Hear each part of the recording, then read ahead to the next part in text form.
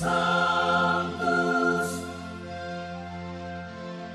Sanctus, Sanctus Dominus Deus Sabaoth. Bapak, Ibu, dan saudara-saudariku yang terkasih dalam Tuhan kita Yesus Kristus, salam sejahtera untuk kita semua. Berkat Allah yang Maha Kuasa senantiasa menyertai kita. Hari Minggu tanggal 3 Desember tahun 2023 adalah hari Minggu Advent pertama. Marilah kita mendengarkan dan merenungkan bacaan-bacaan kitab suci. Bacaan pertama dari kitab Yesaya bab 63 ayat 16b sampai 17, dilanjutkan dengan bab 64 ayat 1 dan ayat 3b sampai 8. Ya Tuhan, Engkau sendirilah Bapa kami. Sejak dahulu kala nama-Mu ialah penebus kami. Ya Tuhan, mengapa Engkau biarkan kami sesat dari jalan-Mu? Mengapa Engkau tegarkan hati kami, sehingga kami tidak takut kepadamu? Kembalilah oleh karena hamba-hamba-Mu, dan oleh karena suku-suku milik pusakamu. Sudilah Engkau mengoyakkan langit dan turun, sehingga gunung-gunung goyang di hadapan-Mu. Karena sejak dahulu kala, orang tidak pernah mendengar, dan tidak ada telinga yang mendengar, tidak ada mata yang melihat Allah yang bertindak bagi orang yang menanti-nantikan Dia. Hanya Engkau yang berbuat demikian. Engkau menyongsong mereka yang melakukan kebenaran dan yang mengindahkan jalan yang Kau tunjukkan. Sesungguhnya Engkau ini murka sebab kami berdosa. Terhadap Engkau kami memberontak sejak dahulu kala. Demikianlah kami semua seperti orang najis, dan segala kesalahan kami seperti kain kotor. Kami semua menjadi layu seperti daun, dan kami lenyap oleh kejahatan kami, seperti daun dilenyapkan oleh angin. Tidak ada yang memanggil nama-Mu, atau yang bangkit untuk berpegang kepadamu, sebab Engkau menyembunyikan wajah-Mu terhadap kami. Engkau menyerahkan kami ke dalam kekuasaan dosa kami. Tetapi sekarang, ya Tuhan, Engkaulah Bapa kami. Kami ini tanah liat dan Engkaulah yang membentuk kami, dan kami semua ialah buatan tangan-Mu. Demikianlah sabda Tuhan. Syukur kepada Allah.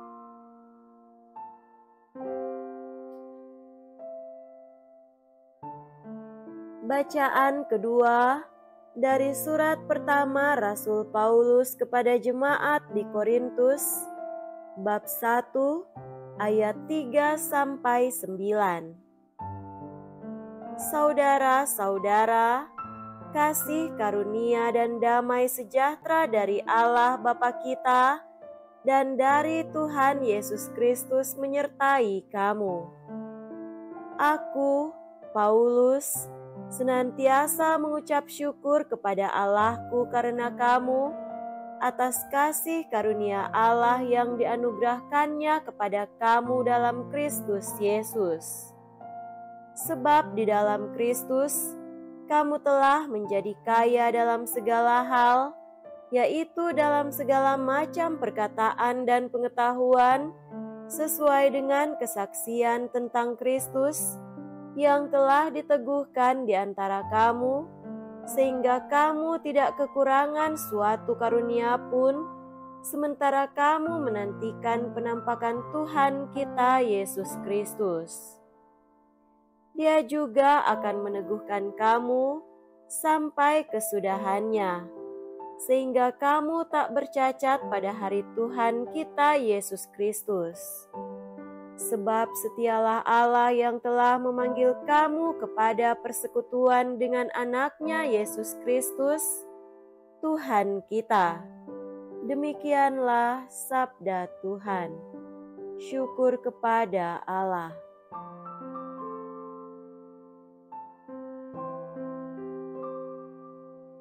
Semoga Tuhan beserta kita sekarang dan selama-lamanya.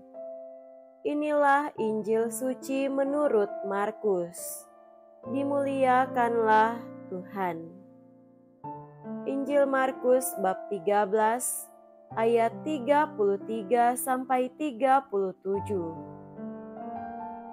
Sekali peristiwa, Yesus bersabda kepada murid-muridnya, "Hati-hatilah dan berjaga-jagalah, sebab kamu tidak tahu kapan saatnya tiba." Keadaannya sama seperti seorang yang bepergian, yang meninggalkan rumahnya dan menyerahkan tanggung jawab kepada hamba-hambanya, masing-masing dengan tugasnya, dan memerintahkan penjaga pintu supaya berjaga-jaga.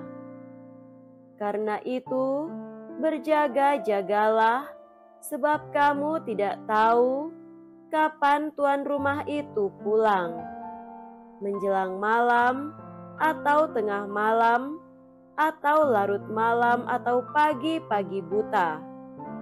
Supaya kalau ia tiba-tiba datang, jangan kamu didapatinya, kamu sedang tidur. Apa yang aku katakan kepada kamu, aku katakan kepada semua orang, berjaga-jagalah. Demikianlah sabda Tuhan. Terpujilah Kristus.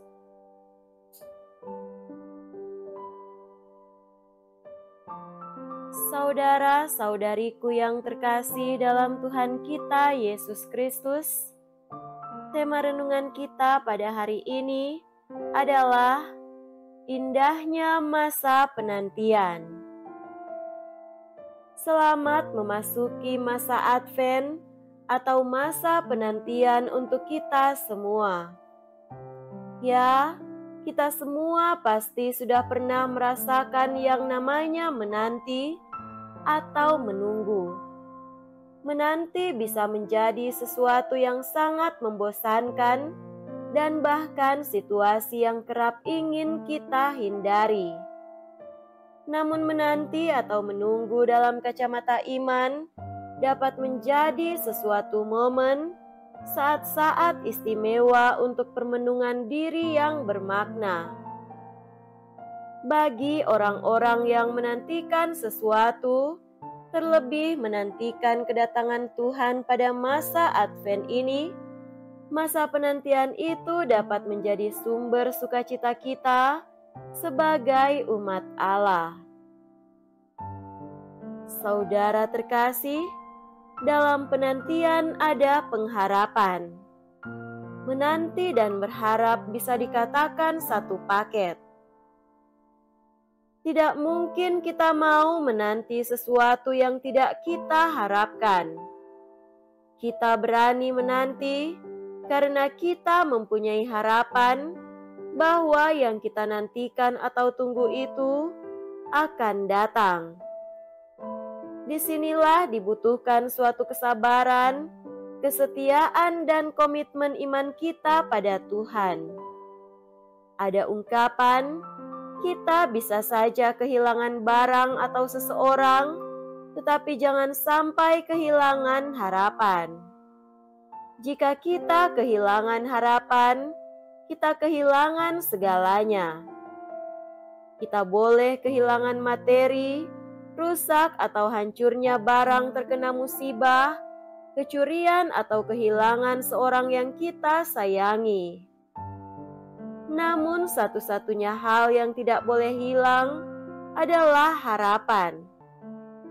Harapan merupakan suatu kekuatan yang diberikan Tuhan kepada kita agar kita dapat terus berjuang. Pengharapan kita kepada Tuhan bukanlah pengharapan yang sia-sia belaka. Seperti dalam bacaan pertama, Tuhan akan melakukan keajaiban yang tidak diduga, seperti yang belum pernah didengar orang sejak zaman kuno. Tuhan akan bertindak bagi mereka yang menunggunya. Yakinlah dalam pengharapan. Ketika kita angkat tangan, Tuhan yang disatukan dengan usaha terbaik kita pasti turun tangan. Maka harapan harus kita pelihara. Api harapan tidak boleh padam, harus terus menyala. Kita harus memperjuangkannya dengan pengorbanan agar api harapan tetap menyala. Kita harus terus menyalakan lilin harapan hidup kita, seperti minggu pertama Advent ini dan minggu-minggu seterusnya sampai Hari Raya Natal. Saudara terkasih, dalam penantian ada pertobatan. Iman dan pengharapan yang kokoh, perjuangan untuk bertobat, serta melakukan perbuatan kasih pada masa Advent ini adalah suatu persembahan indah kepada Tuhan. Satu hal yang Tuhan inginkan adalah kerendahan hati melalui tindakan pertobatan. Untuk memulai pertobatan diperlukan 3 hal, yaitu harus dimulai dari diri sendiri, harus dimulai dari hal-hal yang kecil, dan harus dimulai dari sekarang. Pada masa Advent ini, Tuhan menanti kita untuk bertobat secara pribadi dalam pengakuan dosa. Kita yang pernah jatuh dalam dosa amarah, kebohongan, bicara kasar pada orang di rumah, dan rekan kerja kita. Korupsi kecil atau besar, bukan hanya uang tapi juga waktu dan tenaga. Bila kita menyadari itu, mari jangan merasa takut, malu atau tidak layak untuk datang kepada Tuhan. Akuilah segala dosa, kesalahan, kecerobohan, kebiasaan buruk, segala ketergantungan, pornografi, perselingkuhan, ilmu hitam, jimat, dan lain-lain. Kita datang kepada Tuhan karena sesungguhnya Tuhan sedang menghendaki agar kita bertobat dan berbalik arah dengan mengingatkan, berhati-hati dan berjagalah. Itulah cinta Tuhan di dalam hidup kita. Sabda Injil pada hari ini mengingatkan, kita tidak pernah tahu kapan datangnya hari Tuhan. Ya, kita tidak pernah bisa memastikan kapan saatnya kita jatuh dalam jerat perangkap dosa, atau lebih jauh lagi kapan ajal menjemput kita secara tiba-tiba seperti jerat. Pentinglah bagi kita untuk bertobat atas segala dosa dan kesalahan kita. Selama masa Advent ini, kiranya bagi umat Katolik, khususnya ada kesempatan untuk membersihkan hati dan budi, yaitu dengan mengaku dosa secara pribadi. Patutlah kita menggunakan kesempatan ini dengan sebaik-baiknya. Saudara-saudariku terkasih, baiklah bila kita menyadari betapa indahnya suatu penantian. Terkadang kita harus merasakan sakit untuk dapat mensyukuri kebahagiaan. Kita perlu melewati masa penantian untuk mendapatkan apa yang kita rindukan.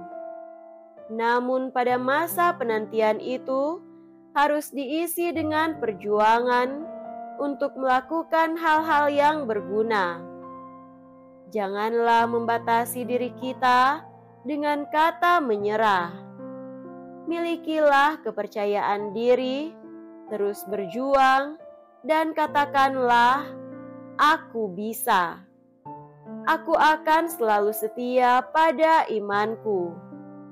Kedatangan dan kelahiran Tuhan adalah bukti nyata penyertaan-Nya dalam hidup kita.